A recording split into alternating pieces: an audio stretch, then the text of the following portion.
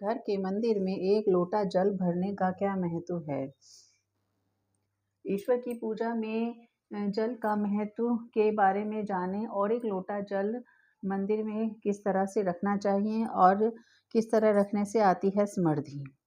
हिंदू धर्म में न सिर्फ पूजा पाठ में बल्कि वास्तु नियमों में भी मंदिर में जल को रखना जरूरी माना गया है, क्योंकि इसे मनोकामना से जोड़कर देखा जाता है। आखिर पूजा घर में जल रखना क्यों जरूरी है, जानने के लिए हम आपको इसके विषय में बताते हैं। ईश्वर की पूजा में भोग के साथ जल का अपना महत्व है। हमारे घरों में भी पूजा घर में जल का लोटा रखना जरूरी माना जाता है।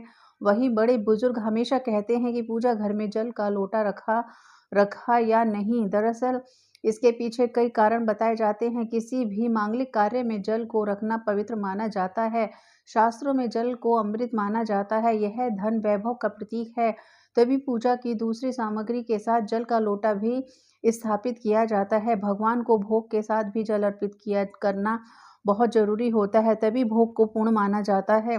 शास्त्रों में कहा गया है कि जल का लोटा रखने से घर में सुख समृद्धि आती है, और अगर जल को तांबे के लोटे में भरकर रखा जाए तो ये बहुत ही शुभ होता है। इससे मनोकामना पूरी होती है। आखिर पूजा घर में जल को कहाँ क्यों रखना चाहिए, पूजा में क्यों रखा जाता है जल, आइए जानते हैं इसके विषय में। पूजा की जगह पर तांबे के लोटे को भरकर रखने से घर में नेगेटिविटी को दूर करता है और पॉजिटिव एनर्जी का संचार पूरे घर में करता है। घर में तरक्की के लिए भी जल को मंदिर में रखना बहुत शुभ माना जाता है। साथ ही जल को शुद्धता का प्रतीक माना जाता है, जो आसपास फैली अशुद्धियों को भी दूर भगाता है। जल के लोटे को हमेशा ईशान कोण में रखना चाहिए।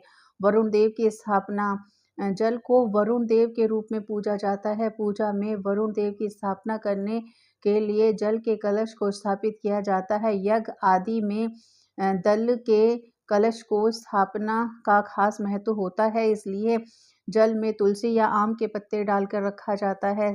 ऐसा करने से जल पवित्र हो जाता है। आचमन करना भी बहुत जरूरी है। पूजा पाठ आरती बिना किसी आचमन के अधूरी मानी जाती है, इसलिए मंदिर में जल का लोटा रखा जाता है, जिससे आरती संपन्न होने के बाद जल से आचमन किया जा सके। पूजा छोड़कर बीच में न जाना पड़े और वहां रखे जल से ही पूजा संपन्न हो सके।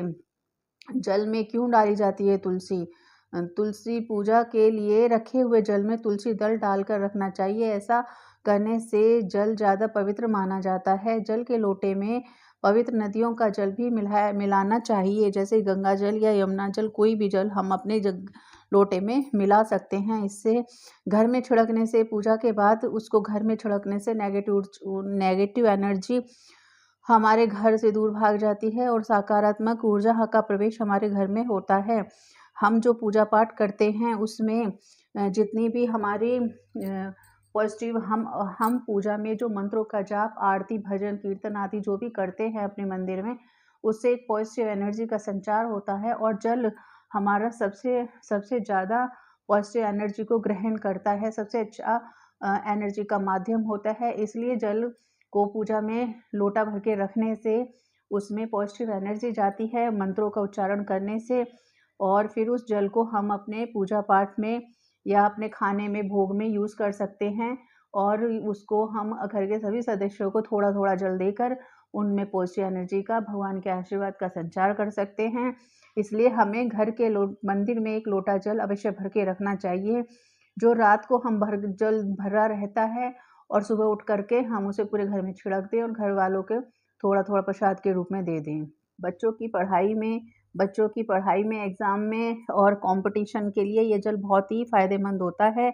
और अगर किसी बच्चे का पढ़ाई में मन नहीं लग रहा हो तो ये पॉजिटिव एनर्जी का जो जल है उसकी पढ़ाई के कमरे में छिड़काव करना चाहिए, और उसकी किताबों पे, बैग पे, डेस्क पे, टेबल पे जल का छिड़काव करने से वहाँ से नेगेटिव एनर्जी जाती है और पॉजिटिव एनर्जी का संचार होकर बच्चे का मन पढ़ने में बहुत लगता है।